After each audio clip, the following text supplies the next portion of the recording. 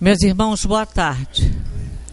Vamos dar início à nossa reunião, nos preparando com a prece para que nós possamos nos sintonizar o que viemos aqui buscar, que é o conhecimento dessa doutrina que nos auxilia a trabalhar a nossa autorreforma, ajudando-nos para que nós possamos fazer a nossa reflexão, trabalhar no dia a dia a condição de humanos no esforço do bem, de trabalhar o melhor para nós, mas também o amor ao próximo. Que Deus continue a nos conceder a possibilidade de aqui estar e que nós nos esforcemos para aqui estar sempre. E quando não pudermos, que nós tenhamos o compromisso de buscar a nossa informação através dos estudos, dos livros que nós temos em casa, porque isso é muito importante para nós. Obrigada, Senhor, para nós encarnados e os desencarnados que aqui comparecem, que todos nós possamos aproveitar a tarde de estudo. E os mentores espirituais que nos auxiliam nessa tarefa, que abençoe a cada um aqui presente, ajudando-nos também para que nós sejamos bastante flexíveis aos ensinamentos que aqui serão passados pela nossa irmã Sueli. Graças vos damos, que assim seja.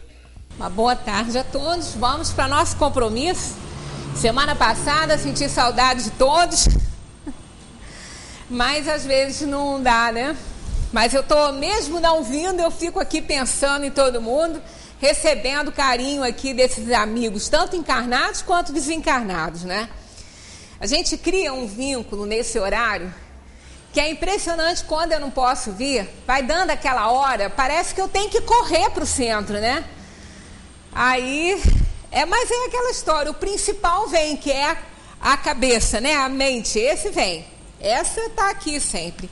Bom, na última vez que estivemos juntos, terminamos a questão do direito de propriedade e roubo, encerramos a reunião falando sobre o caráter da propriedade legítima, falamos sobre essa questão do ter, né, que não é condenado a pessoa querer ter alguma coisa, querer conforto. Não, a única coisa que a Boa Nova, o Evangelho recomenda, para não juntar em celeiro muito além do que a gente precisa, né? Porque aí a gente acaba perdendo a saúde, faz serão, e aí lá vai a nossa saúde embora com a sobrecarga que a gente dá ao corpo. Mas o querer ter, o conforto, nós estamos num mundo onde a moeda, ela está à frente de tudo. Não se faz nada nesse mundo sem apresentar a moeda, não é, do país em que a gente se encontra. Tudo a gente paga até para pisar nos estabelecimentos às vezes, né? É impressionante. Então o querer ter não é problema. Não é problema a gente querer um conforto, nada disso. Tanto que aqui, nessa questão que a gente não chegou a comentar, Kardec pergunta: o direito de propriedade é sem limites? Olha o que eles respondem, ó. Sem dúvida, tudo que é legitimamente adquirido é uma propriedade. Mas, como já dissemos, a legislação humana é imperfeita e consagra frequentemente direitos convencionais que a justiça natural reprova. É por isso que os homens reformam suas leis à medida que o progresso se realiza e que eles compreendem melhor a justiça. O que num século parece perfeito, no século seguinte se apresenta como bárbaro. Então os espíritos dizem que não tem limites para a propriedade, não tem limites para o ter, né? Mais importante é o ser. Entre ter e ser, o ser é muito mais importante. Mas o ter não é condenado. O querer conforto, o querer ter as coisas, isso não se discute, não é condenado. E agora, o que eles dizem é isso aqui, ó. Kardec pergunta: qual o caráter da verdadeira propriedade, né? Da propriedade legítima? E eles dizem: só há uma propriedade legítima, a que foi adquirida sem prejuízo para os outros. Isso é muito importante. Nós não podemos passar por cima de valores, nós não podemos passar por cima das pessoas, prejudicar, explorar para ter, de jeito nenhum. Essa propriedade seria ilegítima. Então, legítima é aquela propriedade que as pessoas fazem por onde de ter. Elas se qualificam, elas se especializam, trabalham, correm atrás. Isso é lícito, é justo. Não é? Nós falamos já desse capítulo, dai a César o que é de César, a Deus o que é de Deus. Quando questionaram Jesus a respeito daquele imposto que César impunha ao povo. Não vamos discutir se Jesus achava certo ou não isso. É como determinadas parábolas, e tem uma que a gente... parábolas sempre são muito difíceis, porque é uma questão de interpretação. A parábola do mordomo infiel, que eu já abordei aqui, a primeira abordagem que eu fiz dela foi muito pobre, não foi bem feita, não passou aquilo que eu achei que tivesse passado, e realmente, como as pessoas são muito amigas, uma ou outra vem e fala, olha, não ficou boa, não entendemos direito, e é isso que eu quero, porque o objetivo da gente aqui é fazer com que as pessoas entendam as coisas, porque nós não estamos falando nada, não é nada nosso. Se a gente não estiver explicando direito e não tiver ficado entendido direito, então é importante que a gente saiba e consertar isso, né? E, na verdade, quando a gente vai lendo e relendo, a gente vai vendo que falta, às vezes, alguma coisa a explicar. Essa, principalmente, existem algumas situações dentro dela que, no caso, o Senhor, que era Deus, ele exaltou aquilo. Mas isso não significa que ele tivesse concordado com a atitude daquele mordomo, né? Daquele que cuidava dos bens. O mordomo é nesse sentido, daquele que administra os bens. Não é que o Senhor estivesse de acordo com a atitude que ele tomou. Ele apenas estava de acordo com o esforço que ele estava fazendo para conseguir e exercer a situação que se passava. Então, é o caso, muitas vezes, que a gente vê quando nós temos determinadas situações, quando nós vamos fazer algo, não é que a gente esteja concordando muitas vezes com aquilo que a pessoa está fazendo, mas é com a energia que ela põe naquilo, com o esforço que ela está fazendo, porque o que vale, na verdade, em tudo, são as nossas intenções. Então, isso é muito importante. Então, o ter, desde que a gente não explore, desde que a gente não sacrifique ninguém, nem a própria saúde, não é condenado, de forma nenhuma, né? É importante isso, porque a humildade não está na pobreza dos bens materiais, não está ali. Quantas vezes nós vemos pessoas muito simples, que não têm nenhum bem material, né? Pode ter outros tipos de bens, mas o material não tem, e no entanto são pessoas que não são nada humildes. Eu já até contei aqui aquele caso daquela senhora que eu não sei, ela deve ter desencarnado, que nunca mais eu vi. Uma senhora que quando tinha a Majorica, ela estava sempre lá sentada perto, uma senhora forte, uma senhora escura forte, fortona e muito pintada. Ela botava uma roupa em cima da outra, ela se maquiava toda, se penteava, ela era vaidosíssima, né? Estava sempre assim arrumada. Mas ela era carente, ela precisava, ela não tinha, ela vivia de doações, ela vivia das coisas que as pessoas davam para ela, até em questões de alimento, né? E ela ganhava, às vezes, ali na Majorica. Então, quando um grupo de assistência aqui em Friburgo ia fazer assistência, às vezes ela dormia numa varanda que tinha no Hospital Raul Sertã, que agora não tem mais, ali dormiam alguns sem teto, ali eles ficavam ali. Então, essas pessoas iam lá entregar uma sopa, um alimento. Ela não aceitava na latinha, como todos aceitavam, porque é difícil achar recipiente para todos. Então, eles lavavam muito bem latinhas de leite, botavam a sopinha ali, recolhiam essas latinhas, lavavam, era tudo muito limpinho. Mas ela não aceitava, na latinha não, para ela tinha que ter um prato. Se não tivesse um prato, ela não comia. Ainda tinha outra situação. Se desse na frente dos outros, ela também não aceitava. Tinha que dar... ninguém podia ver que ela estava ganhando alguma coisa. Então, a gente via a soberba, a vaidade, o orgulho que ela ainda carregava. Ela estava numa encarnação para ela corrigir tudo isso por causa da situação de penúria em que ela se encontrava e de privação, praticamente total, ela não tinha nem onde ficar, tudo que ela tinha estava dentro daquela bolsa, e, no entanto, ela carregava ainda essa coisa tão difícil da gente se livrar, que é orgulho, vaidade, né? Mas é assim. Então, pobreza não quer dizer que a pessoa vai ser humilde, nada disso. Então, a riqueza também, muitas pessoas que têm muitos bens, são pessoas muito bem abastecidas financeiramente, falando assim, são pessoas muito simples, humildes, ajudam os outros, né? Então, não é a questão dinheiro. Foi o que a gente falou naquela reunião. Eu nunca vi dinheiro fazer mal a ninguém. Não, nunca vi dinheiro matar ninguém. Né? Dinheiro pular em cima do outro e apertar o pescoço do outro. Nunca vi dinheiro matar ninguém. Fazer nenhum mal para ninguém. As pessoas que, quando possuem o dinheiro, é que mudam muito a cabeça, elas se transformam. Não é que elas passam a ser pior, não, porque ninguém regride. Apenas aflora um lado delas que estava adormecido, mas que existia. Então, não é que a pessoa se transforme, que ela fique pior. Não. É que enquanto, né, ela estava numa determinada fase da vida, não aflorava algum traço do seu caráter que passou a ser mostrado, aflorado, quando apareceu o dinheiro. Então, mas dinheiro nunca fez mal a ninguém. Pelo contrário, o dinheiro resolve o problema.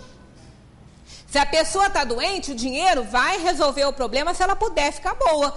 Vai pagar um hospital, vai pagar um médico, né? O dinheiro paga o alimento, paga a roupa que a gente veste, paga a casa que a gente mora.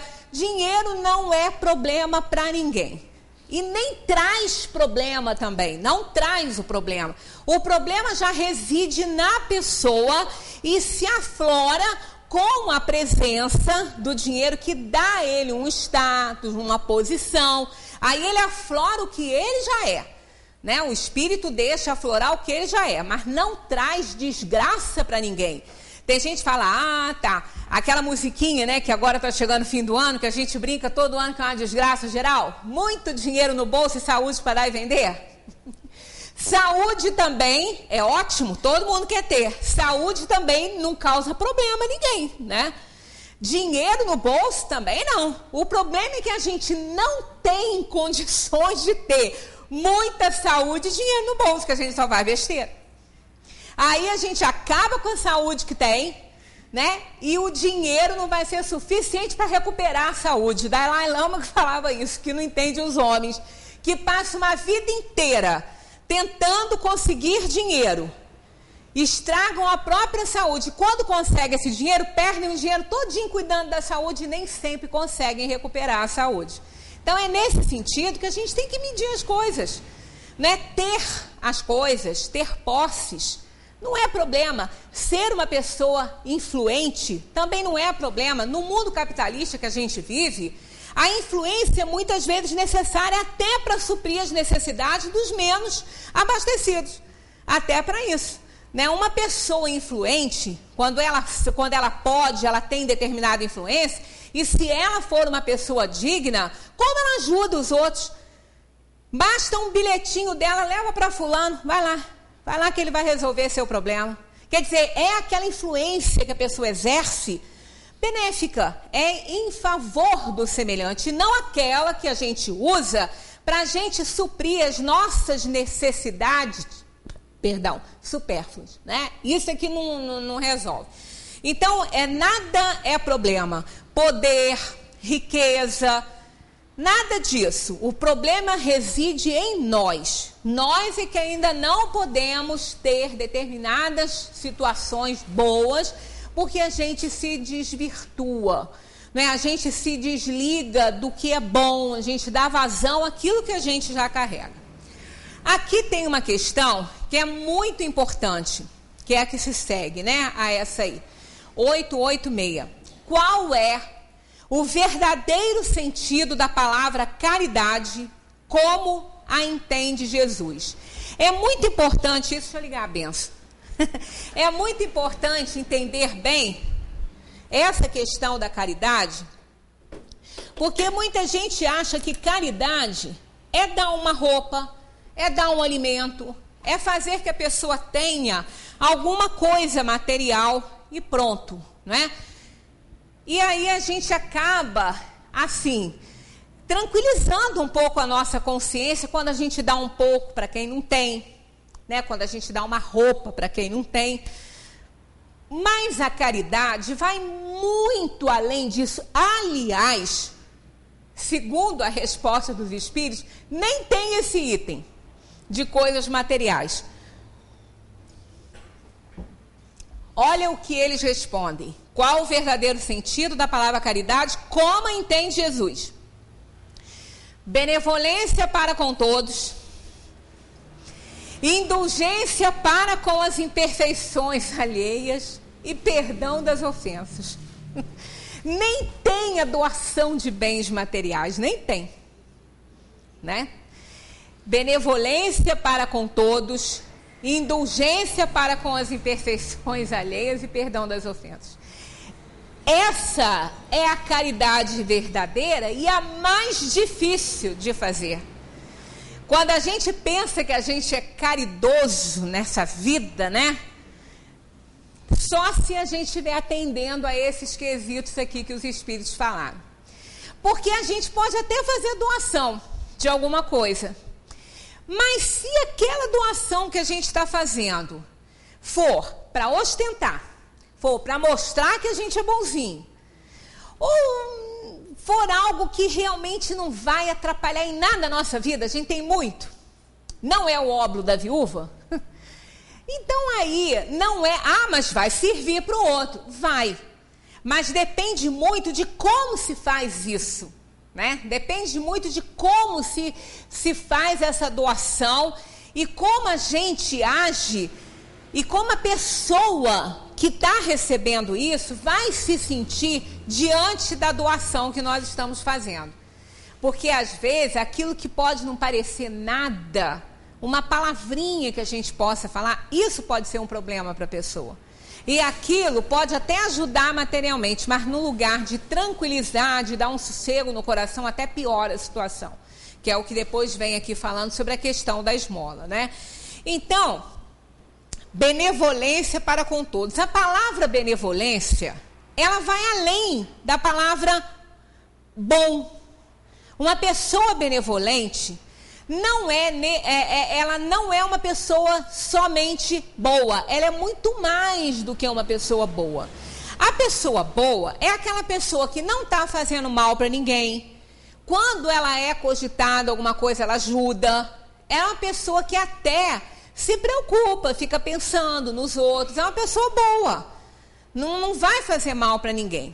Mas a benevolência, ela vai um pouco além disso aí. Ela vai onde está a carência.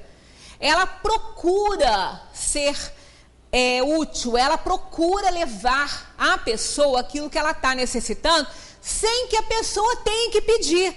E dá sempre um jeitinho daquilo chegar de uma forma que não agrida aquela pessoa carente, que não humilhe aquela pessoa, né? Porque muitas vezes as pessoas dão alguma coisa para alguém, mas não deixa de deixar bem claro que a pessoa entenda e que ela não esqueça de que a gente está fazendo aquilo, né? Isso aí não ajuda muito no todo, pode ajudar materialmente, mas o principal, que é aquela questão da dignidade da pessoa, dela nem gostar de ser carente, de ser uma pessoa que necessita da ajuda dos outros, né?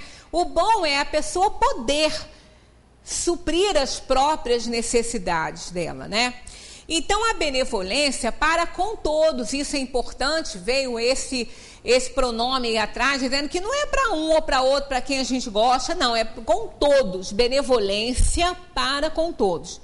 Então, a gente tem que estar sempre ali, sendo caridoso, preocupado com as necessidades das pessoas e ajudar sempre que a gente veja essas necessidades.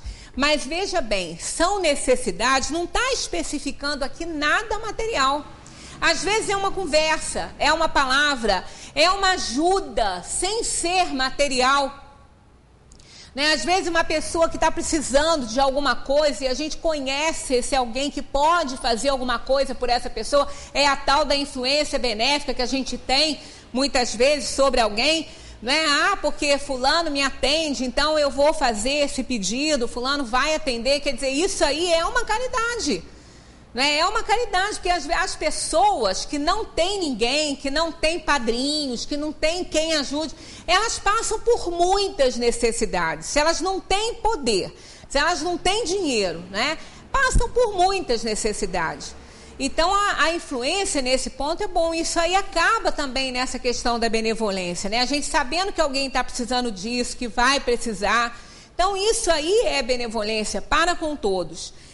Indulgência para com as imperfeições alheias. Essa daqui eu acho muito difícil. Não sei vocês. Eu estou dizendo no meu entender, né?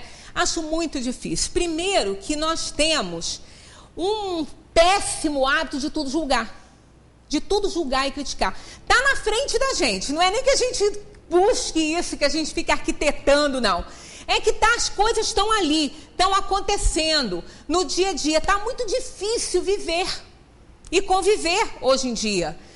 Porque não é que as pessoas estejam piores. Não se trata de estarem piores.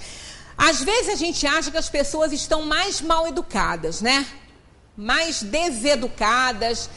Não é só isso. É que o verniz social deixou de fazer presença no comportamento das pessoas. Aquela pessoa que muitas vezes é educadinha, não quer na rua, né, no dia a dia, assim, com alguém, não quer dizer que ela seja uma pessoa educada. Às vezes ela só está manejando, manipulando ali diplomaticamente a situação. Não quer dizer que ela seja uma pessoa educada, uma pessoa com princípios de educação. Pode não ser. Então, o verniz social dificulta muito a gente entender. Tanto que a gente só conhece verdadeiramente uma pessoa quando a gente convive com ela. Que ela não vai poder o tempo todo ficar, né, lidando com a questão do verniz, né? A gente vai rapidinho, esse verniz acaba, mancha, e a gente vê o que é real. Convivendo com a pessoa. Agora, simplesmente assim, rapidamente, a gente não conhece muito bem. Então, às vezes a gente acha a pessoa um anjo de candura. Aí quem conhece, ou às vezes a gente está até falando com a pessoa que a gente conhece, e que conhece, fala assim, você não conhece fulano, você não conhece, vive, leva para casa. Você vai ver a educação como é que é, né? Então, realmente, a gente não sabe, mas hoje, esse tal do verniz social está deixando de fazer presença nas relações humanas. As pessoas não estão mais se importando de serem taxadas de mal educadas, de grossas, ninguém está ligando mais. Né? Então as pessoas estão assim, não é que elas pioraram, elas estão se mostrando mais. Né? As coisas estão mais evidentes, ninguém está se preocupando muito, né? Ninguém não, mas assim, uma boa parte não está se preocupando muito em ser educado, ao falar com o outro, ao fazer uma gentileza.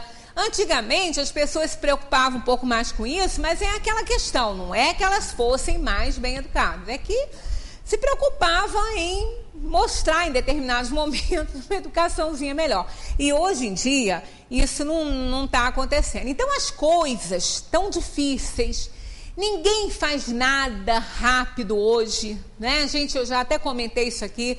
Às vezes a gente está em casa, precisa vir à rua, assim, ao centro da cidade, rapidinho para comprar uma coisinha que está faltando, às vezes. Não vamos nos iludir, rápido a gente não vai fazer. Mesmo quem tem carro, vai sair, não vai achar lugar para estacionar. Quando achar, o outro vai se embicar o carro na vaga, a gente vai ficar desesperado, vai brigar. Porque, mas eu já estava parada. É o que mais a gente vê, porque as pessoas realmente, elas estão demonstrando uma falta de educação enorme.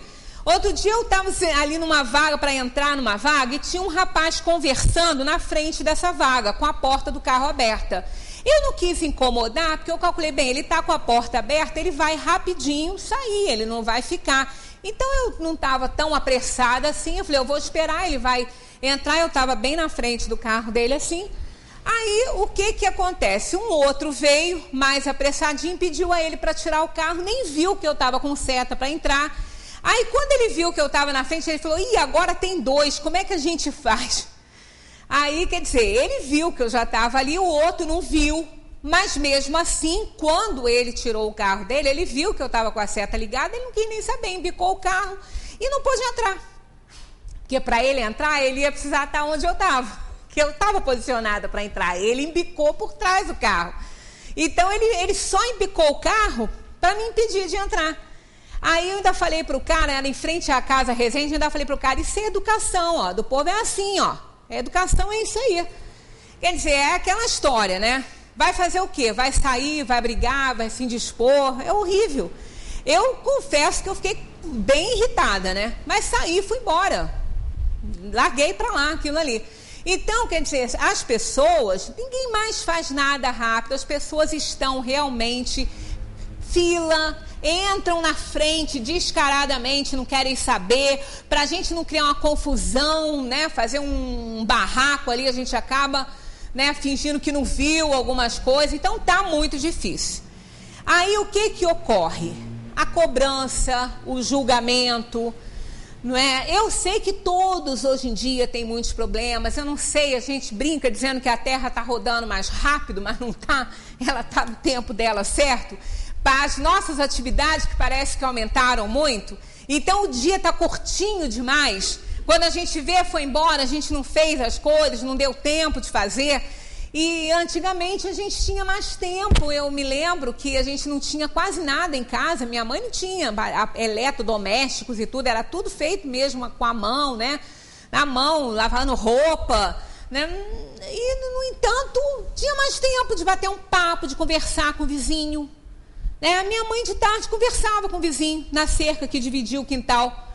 Hoje, a gente se bobear, sai correndo de casa, pedindo a Deus para não encontrar com ninguém, porque se parar, vai atrasar. Né? E aí, é horror. Quer dizer, são coisas que é o preço, muitas vezes, que a gente paga pela modernidade. Porque quanto mais tempo a gente arruma, mais a gente enche esse tempo. É igual armário em casa, já perceberam? Quando não tem muito armário, não tem muito armário. Agora, bota armário. Não vai dar para guardar tudo que tem. Porque é sempre insuficiente. Aí a gente fala, tem que fazer mais um armário para quê? Vai fazer, não vai dar para guardar tudo. Então é igual isso. Quanto mais a gente tem armário, mais coisa para enfiar lá dentro a gente tem. Quanto mais tempo a gente tem, mais coisa a gente tem para arrumar, para gastar esse tempo. Aí não dá tempo. Aí entra o estresse, o problema, a gente não relaxa. Quer dizer, a vida não está muito fácil. Então, indulgência para com as imperfeições alheias está muito difícil. Porque aí a gente começa a criticar, fulano é isso, fulano é mal educado. Mas ninguém consegue entender o que está levando, muitas vezes, aquela pessoa a agir daquela maneira. E caridade envolve isso aí. Quando uma pessoa, às vezes, faz alguma coisa que a gente não gosta, que a gente critica, que a gente julga que aquilo ali está errado, nós estamos fazendo esse julgamento e essa crítica com o que a gente está vendo acontecer ali, aparentemente ali naquele momento. Mas a gente não sabe o que está por trás daquilo tudo. Né? Aí vem aquele ditado comum, né? Você não sabe da missa metade. Realmente. Muitas vezes uma pessoa toma uma atitude que a gente não gosta, que a gente se irrita e fica muito chateado, mas a gente não sabe o que foi que levou aquela pessoa a tomar aquela atitude. Aí tem que ter aquela questão, muito equilíbrio, para a gente poder avaliar essas coisas todas. Isso é caridade. Muito mais caridade do que dar um pão, do que dar uma roupa para alguém. É tentar compreender o que aquela pessoa fez. Imperfeitos todos nós somos. A verdade é que nós podemos ter um amigo de longa data, que sempre foi amigo, sempre conviveu muito bem, né, com a gente e tal. Num deslize ou num momento infeliz, ele faz uma coisa que desagrada. Ou até que possa vir a prejudicar o outro amigo. Aí pronto, ele não presta. Ele não vale nada, ele não presta. Tudo que a pessoa sabia dele, tudo que a pessoa tinha de consideração com ele, acaba.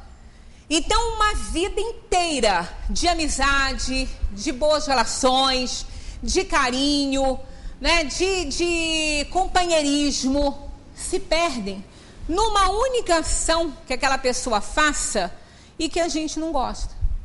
Então, é aquela questão, é que falta a caridade para compreender, para ser indulgente com aquele momento, com aquela imperfeição daquela pessoa. Isso não é só na questão de amigo, né? Na questão da nossa família mesmo, né? Do casal em si, né? Quando a gente fala, isso eu não tolero, isso eu não aguento, isso eu não perdoo, já até falei sobre isso, a Marta Medeiros escreveu uma crônica sobre isso, né? Por causa de uma amiga dela que estava no carro escutando música, estava com o namorado. De repente toca Tom Jobim. Aí o namorado vai e muda de estação, fala: Deus me livre de Tom Jobim, ninguém merece. Aí ela, na hora, ficou perplexa, falou: como ele não gosta de Tom Jobim? Pronto, foi o último encontro. Não quis mais saber. Como que eu vou namorar? Como que eu vou conviver uma pessoa que não gosta de Tom Jobim? Ah, isso eu não aguento, isso eu não tolero, é um fator de descarte, né? Que a Marta deixa bem claro quanto a isso. Isso eu não tolero, isso eu não aguento, isso eu não perdoo, é o passaporte mais rápido que tem para a solidão. Então, aquelas pessoas que não são indulgentes para com as imperfeições alheias, elas vão ficar solitárias, elas vão ficar sozinhas. Porque todos erram, todos têm defeitos.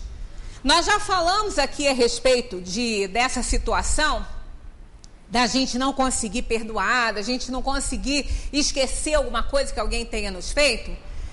Aí é aquela questão daquela pessoa que foi uma vida inteira, um amigo que fez uma coisa que não deu certo, o casal a mesma coisa, até entre pais e filhos, né? Então essa situação faz com que a gente defina o outro pelo que ele fez. Isso é ruim. Quem quer aqui ser definido pelo que fez de errado e reconhecer o que estava errado? Duvido que alguém queira isso.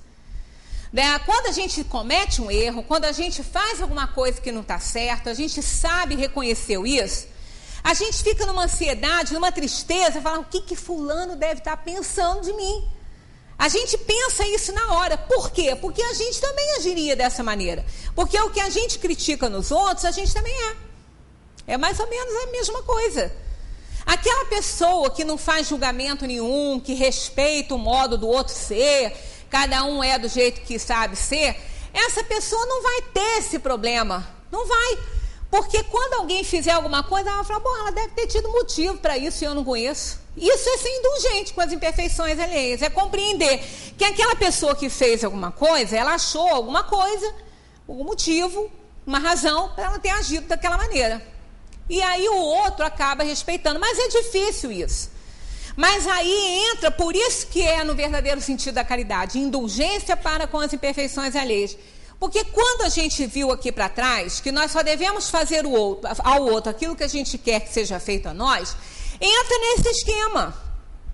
Se eu não quero ser definida pelo que eu tenha feito de errado e reconheci e não vou fazer mais, se eu tenho medo de ser definida pela outra pessoa por essa atitude, é o mesmo que eu tenho que fazer com a outra pessoa. Eu não devo definir a outra pessoa por algo que ela tenha me feito.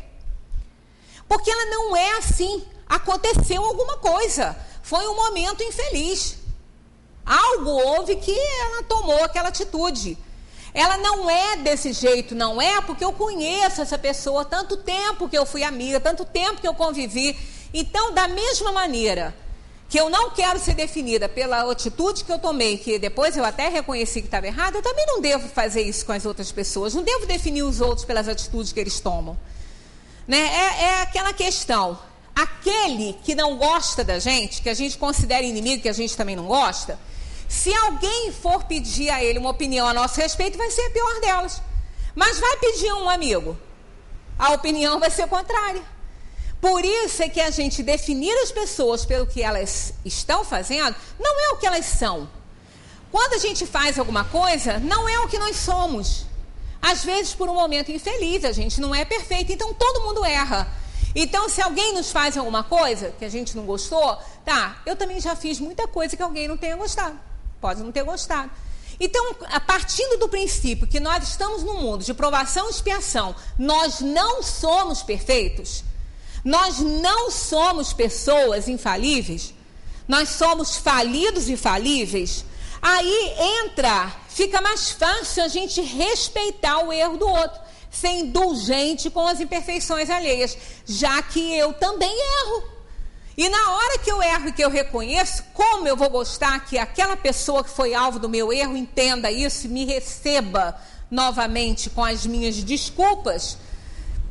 Não apenas desculpas, porque perdão, né? Desculpar a gente tem que consertar, tentar consertar o prejuízo que causou, né? O arrependimento é o primeiro passo. Então, isso é importante. Agora, ainda assim, quando o problema persiste, né? Aí vem a terceira caridade, o terceiro item da verdadeira caridade, perdão das ofensas. É muito difícil, olha, começa com benevolência para com todos. Nesse benevolência para com todos, a gente já faz alguma coisa e sabe que pode não receber o agradecimento que gostaria. Sabe que pode até um dia receber o que precisa daquela pessoa, né? Seria uma situação, porque aquilo que nós fazemos de bem para alguém, se é uma demonstração de amor, ela não pode ser cobrada, porque amor é doado, não é vendido. Então, se eu fiz alguma coisa para alguém e foi um bem que eu fiz por amor, tá feito, é uma doação. Eu não tenho que receber nada por isso. Eu não tenho que esperar nada por isso. E ainda que essa pessoa me retribua muitas vezes com um mal, eu não tenho que fazer aquela cobrança.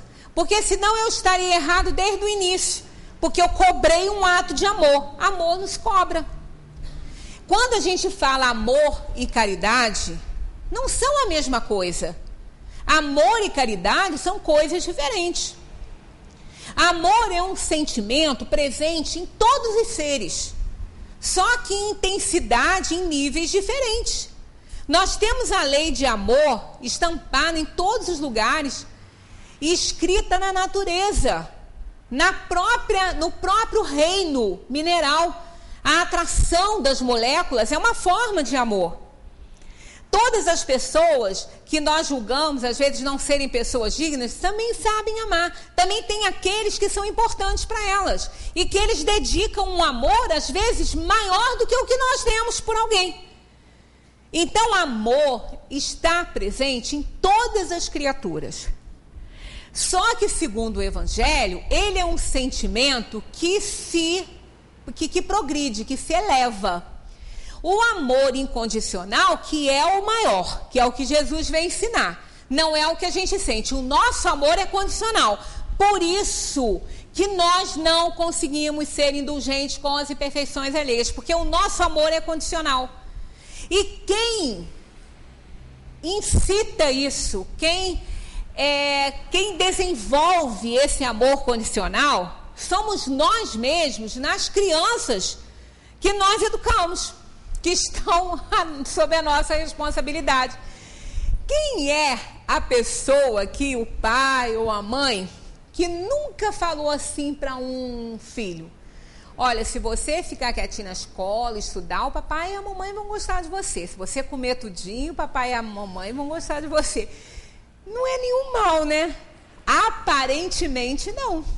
Mas olha aí, nós estamos associando o amor a algo de bom que ele tem que fazer. Isso é amor condicional. O incondicional é: se ele não comer, a gente vai gostar do mesmo jeito. Se ele não estudar, a gente vai gostar do mesmo jeito. Que amor não tem que estar condicionado a nada. Então, amor nós sentimos, mas só que é um amor condicionado às situações que nos interessam, que nos convém. E assim a gente lida a vida toda com as pessoas que se relacionam conosco. Afetos diretos na família, amigos, né? A gente está sempre condicionando. Então, ele é diferente da caridade.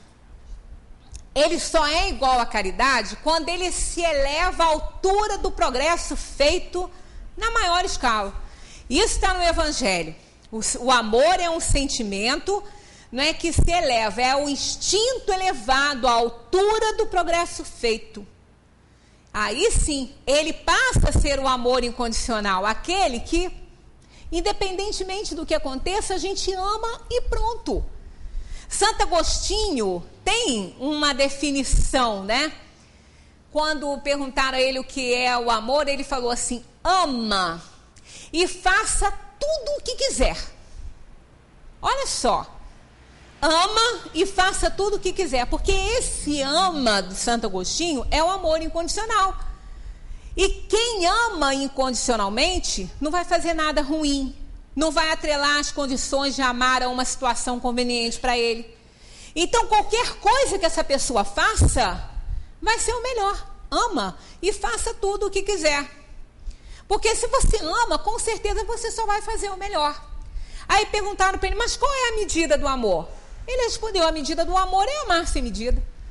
Então ele definiu muito bem essa questão, né? Então amor é uma coisa. O amor maior, que é o amor incondicional, esse é igual à caridade.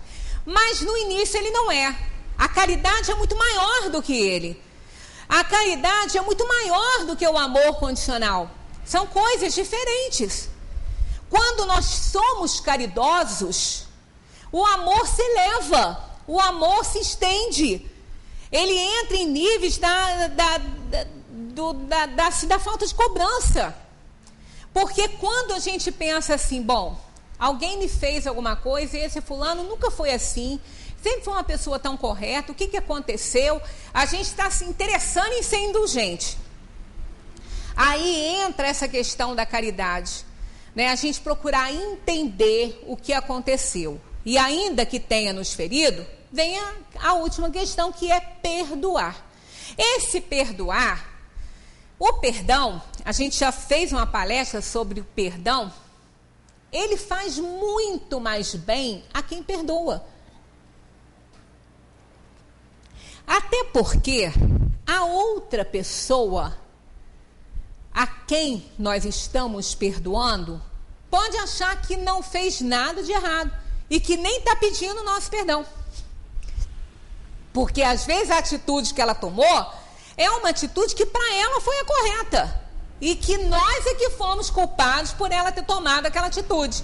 Então ela não tem que pedir perdão, ela acha que não tem que pedir perdão, não fez nada de errado. Mas a pessoa que recebeu a ofensa acha também que está certo. Porque isso é o que mais a gente faz. Cada pessoa tem argumento de sobra para falar que ela está certa. Que errado é o outro. Isso é fato na nossa vida, né? Senão não existiam as brigas, as contrariedades. Não ia ter esse problema, né? Então nós achamos que nós estamos sempre certos. Esse é um dos problemas para a gente manter um relacionamento. Aí já começa a falta de caridade. Porque muitas vezes o outro está certo. Então a gente não sabe ouvir e quando ouve não sabe analisar. Ouve igual o mercador, né? Ouvindo, fazendo ouvido de mercador. Entra um e sai no outro sem que a gente analise. Porque a gente se fecha. A gente só ouve o que quer. A verdade é essa. Então num momento desse aí, a gente não sabe realmente se abrir nessa questão. Aí acaba se ofendendo. O outro acha que não nos ofendeu, então não vai pedir perdão. Mas o ofendido põe uma pedra no peito, que é uma coisa horrível. É um peso que a gente carrega. E quando a gente perdoa, não é ir lá, bater nas costinhas do outro e falar: olha, eu te perdoo, tá? O outro vai falar assim: me perdoa o quê? Eu não estou te pedindo perdão? Você está doido? O que eu fiz está feito, faria de novo, você errou, ainda vai levar essa. Então, perdoar não é ir lá falar com ele, falar que perdoa, nada disso. É perdoar por nós mesmos, é tirar aquele peso do coração, do peito, procurando entender e ser indulgente, entender que a pessoa fez algo no momento que não estava bom e que ou talvez ele não soubesse fazer melhor. Aí sim a gente tira esse peso do nosso peito. Isso nos faz bem, faz com que a gente entenda a situação. O outro não precisa nem de saber. Então o perdão, ele vai fazer bem a quem perdoa, porque o outro nem quer saber disso. Muitas vezes alguns sim, claro, vão ficar felizes de saber que a gente entendeu. Mas uma boa maioria não, quer nem saber.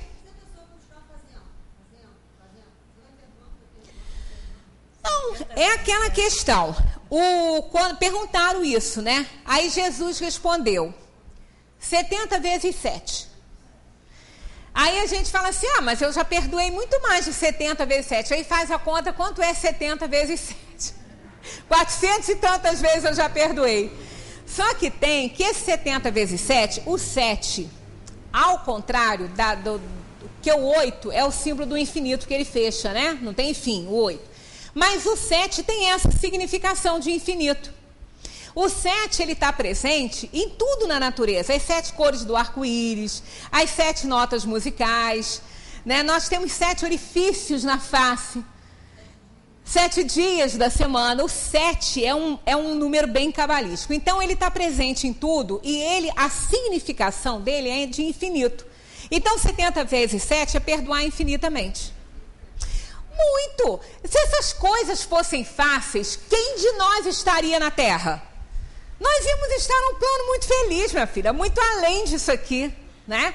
Mas aí é aquela questão: se a gente alcança a caridade, a gente perdoa 70 vezes 7.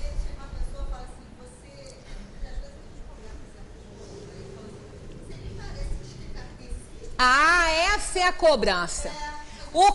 O espírita não pode fazer nada. Espírita não pode fazer nada. Espírita não pode falar que o outro pegou a vez dele na fila. Não pode reclamar que o outro pegou a vez dele na vaga. Mas quem foi que disse isso? Não existe isso. Não é? Pelo contrário, mas não é isso não. Isso é ideia das pessoas que pensam que a gente está aqui para aprender, né? Aprender, mas não, nós aprendemos a dar a outra face. Jesus ensinou isso e a gente aprendeu. Mas dar a outra face não é para apanhar, não. Você levou uma aqui, você vai dar a outra para bater de novo? Não. O dar a outra face é mostrar o outro lado da moeda. É pagar o mal com o bem. Porque a pessoa que faz, ela vai responder por isso. Ela que vai responder. Eu não vou responder pelo mal que ela está fazendo. Ela pode fazer quantas vezes ela quer. Agora, se eu vou ficar me remoendo com a mágoa que ela me causa, ela não vai sofrer com isso, não. Ela não está nem aí. Ela está fazendo, ela quer mais que eu me dane. Agora, eu que vou ficar sofrendo. Então, o que a gente faz? Bom, fulano, acho que só sabe fazer isso mesmo. Fulano, acho que não alcançou um nível de entendimento. Então, deixa fazer. E a gente não se prejudica, porque pedrada a gente só recebe se ficar na reta da pedra. Entendeu? Se você não quer receber a pedrada, vai para o lado. Toma alguma atitude, faça algo que você possa se defender sem que você tenha que atacar. É aquela história da serpente que eu já contei aqui. A serpente atacava todo mundo. Ela mordia, ela avançava, ela era o terror do vilarejo, né? Aí um dia um senhor, um senhor que pregava, que era um estudioso, né? Um monge passando pelo ambiente, foi visitar e todo mundo: você vai, tá maluco, você vai passar por lá, você vai ser mordido, atacado. Realmente, quando ele se aproximou, ela atacou. Aí ele se defendeu e disse para ela: minha irmã, você não entende que você não pode ferir as pessoas, que você não pode atacar as pessoas? Você é tão filha de Deus quanto eu. Você não pode fazer isso, prejudicar e explorar as pessoas, atacar. Aí ela foi procurando entender o que ele estava falando para ela. Aí ele seguiu o rumo dele. E ela, querendo ser a boazinha, como ele disse que ela tinha que ser, porque ela era filha de Deus, ela passou a ir para o vilarejo, ela saía, não atacava mais ninguém. Quando o povo sentiu a fraqueza, viu que ela não estava fazendo mais nada com ninguém, apedrejava, machucaram ela, pintaram com ela. Quando o monge voltou, ele foi visitado na serpente, encontrou ela encolhida, sofrida, amargurada, ofendida, machucada. Ele falou: minha irmã, o que aconteceu com você? Aí ela falou: eu fiz o que o senhor mandou, que eu não devo ferir ninguém, que eu não devo fazer mal a ninguém. Aí me apedrejaram, me machucaram, me atacaram. Ele falou: mas eu não disse que você não podia se defender? Eu disse que você não tinha que atacar, mas eu não disse que você não podia mostrar os seus silvos para se defender dos males. Aí é aquela questão, é a nossa vida. Você não tem que sair atacando ninguém, mas você tem todo o direito de se defender. Ainda que a sua defesa seja mostrar o outro lado da moeda, que não é o rosto para bater, mas é uma outra situação diferente, que a pessoa vai entender. E se essa pessoa não entender, tome alguma atitude para que você se defenda e não fique na reta das pedradas. Porque aí é sadismo, né? A gente não pode, masoquismo, melhor dizendo, né? A gente não pode ficar sofrendo uma situação. A gente tem que tomar as providências devidas sem que a gente precise prejudicar outras pessoas. E realmente entender, nós não vamos modificar ninguém. Agora, não é a nossa atitude,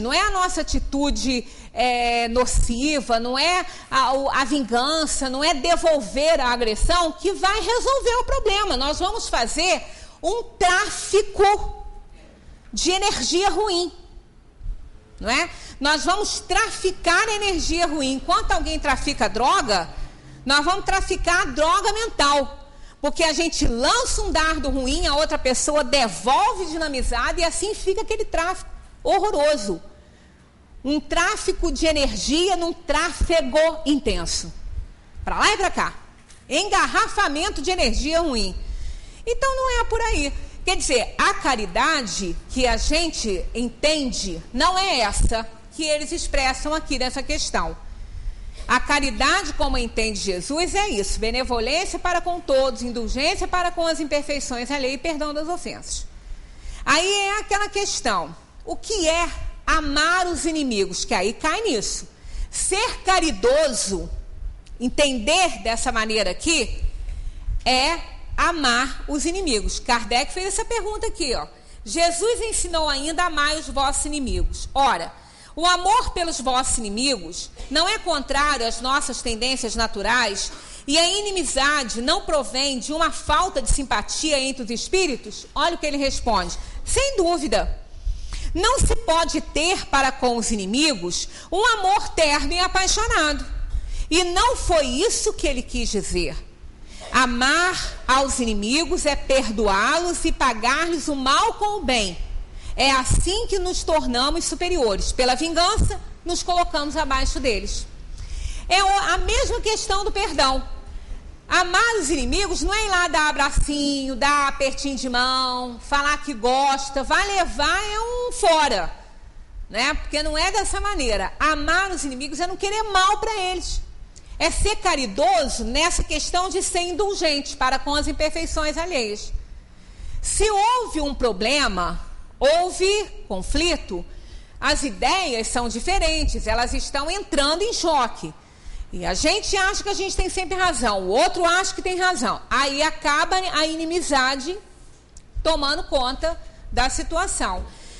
Agora, daí, a gente não ter que ir lá, dar abracinho e aperto de mão, não significa que a gente tenha que querer mal para eles. Esse que é a questão do amar os inimigos. Entra nessa questão da indulgência para com as imperfeições alheias. Eu não preciso ter contato, eu não preciso conviver, eu não preciso nem falar. Mas eu não posso querer mal. Eu não posso ficar feliz com as coisas ruins que aconteçam com essa pessoa. Eu não posso querer que as coisas más aconteçam com essa pessoa. Isso é anticaridade, né? Isso é falta de amor ao próximo. Aí, no caso, a gente tem que respeitar a pessoa, respeitar o nível dela. Se ela acha que aquilo ali está certo, ela fique com a ideia dela, com a posição dela. Não é por isso que eu vou querer mal a ela. Por isso que eu falo que com esse conceito, não é difícil amar o inimigo. Se eu não sou obrigada a conviver com ele, se eu não sou obrigada a falar com ele, a aguentar aquela energia ruim dele, porque vamos combinar que é hipocrisia a gente achar que não é, que isso não vai existir. Claro que vai. Se a gente não gosta do fulano não gosta da gente. Se há um choque fluídico, ele quer me ver desgraçado. Então, Como que eu posso ter por ele o mesmo carinho que eu tenho por um amigo? Não vou ter. Não vamos ser hipócritas, achar que isso é possível no nosso nível de evolução, porque não é. Agora, daí eu querer que ele se desgrace também é outra coisa. Aí eu já estou errando. Eu não querer conviver, eu não querer papo, eu não querer aproximação é uma história. Agora, eu querer mal a ele é outra completamente diferente. A gente, até porque, vamos ser um pouquinho egoístas. Se nós estamos num plano de provação e expiação, a gente acaba tendo um pouco de egoísmo. Ainda que seja por um pouquinho de egoísmo, vamos torcer para tudo dar certo para ele. Porque ele esquece da gente. Né? Ele esquece da gente. Se tudo estiver dando certo para ele, estiver dando tudo certo, graças a Deus, ele não vai nem lembrar de mim. Agora, quanto mais desgraça acontecer com ele, mais raiva ele vai ter de mim. Então, e outra coisa, eu já falei isso aqui uma vez, não desejem que ele morra. Inimigo morto, minha filha. Deus nos livre. Que ele morra com 100 anos ou mais. Inimigo morto, a luta é desigual. Não sai de dentro da nossa casa, nos obsidia, nos perturba, atrapalha a vida. Deixa ele viver. Reza para ele ter vida longa, que tudo dê certo, que ele vai esquecer da gente. Inimigo tem que estar ali, ó, na sua frente, olho no olho. Não dá nem as costas, não. Porque se der, ainda leva uma facada por trás.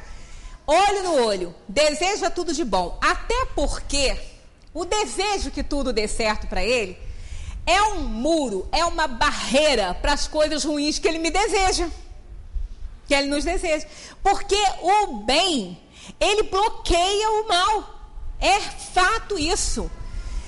Não tem outra, não tem outro jeito. O mal é bloqueado pelo bem. Se eu não tenho mais, se eu já perdoei fulano, eu já entendi que ele deu o que ele podia dar, o que ele podia oferecer, e ele não podia mais, então tá certo, ele um dia vai entender, eu tirei esse peso, quanta desgraça ele me desejar, não vai alcançar. A gente morre de medo de macumba, alguém fazer macumba pra gente, não vamos ter medo de macumba não, vamos ter medo do pensamento ruim dos outros. Porque mesmo a macumba pode ser a maior das macumbas, se a gente não tiver na mesma sintonia, ela não pega não. É por isso que os espíritos responderam quando Kardec perguntou assim, uma pessoa com auxílio de um espírito mau pode fazer mal para alguém? Eles falaram que não. E a gente vê que pode, né? Mas não é bem assim. O que eles quiseram dizer é que se a pessoa não tem nenhuma sintonia no mal, é uma pessoa que está seguindo com a vida dela, no trilho da obediência ali, dentro das suas possibilidades. O outro não vai conseguir alcançá-la com a maldade dele. Se fosse assim, não tinha um político vivo, um professor vivo, não tinha ninguém, já estava tudo morto. Né?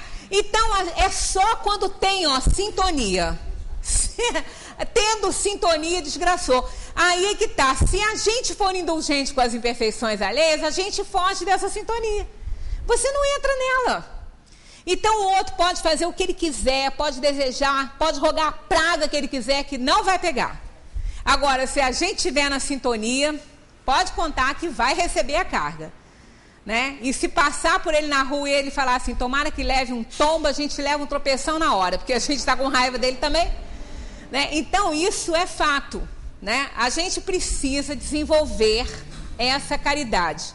Porque amar do jeito que a gente ama, não vai nos dar a garantia de uma vida feliz. A gente ama condicionalmente. E quando a gente chegar a um amor incondicional, nem aqui a gente está mais. Porque para sentir isso, a gente não precisa ter raízes, não pode ter raízes na inferioridade. Não pode ser mais egoísta, mais vicioso, né? Nada. Assim, ambicioso, orgulhoso, vaidoso, nada disso. Aí a gente não vai estar mais aqui. Então é treinar a caridade, não tem outra coisa, é treino da caridade. Podemos ter certeza que a única forma da gente viver bem, da gente crescer, a gente estar bem sintonizado, para a gente não receber a carga negativa, não só das pessoas mal intencionadas com relação a nós, quanto do ambiente. Né? Às vezes a gente entra no ambiente e alguém fala assim, isso aqui está carregado, e a gente não acha. Aí a gente, é porque eu não estou achando que eu estou pouco sensível? Não, eu não estou achando porque eu estou acima dessa vibração aí, não estou sentindo, o outro está na mesma vibração, sentiu. Às vezes no mesmo ambiente, um sente o ambiente carregado, o outro não, né? Porque depende do nível de sintonia que ele se encontra. Se ele estiver sintonizado com o ambiente, vai sentir, né? Muita paz para todos, que a gente continue estudando a doutrina espírita. Ainda tem mais algumas coisinhas a ver dentro dessa lei, né? Tem amor maternal e filial, tem algumas coisas ainda a respeito da esmola, que a gente tem que fazer uma observação a respeito, porque é importante, né? A esmola, a palavra é horrível, né? Esmola, a palavra já é ruim, mas muitas vezes ela é necessária, né? Não no sentido da conotação que a gente dá a ela, né? Mas da ajuda que ela pode vir a oferecer a alguém que no momento esteja precisando realmente, né? Que Jesus continue nos abençoando, nos ajudando a compreender essa doutrina, porque ela nos ajuda a viver. Muita paz para todos.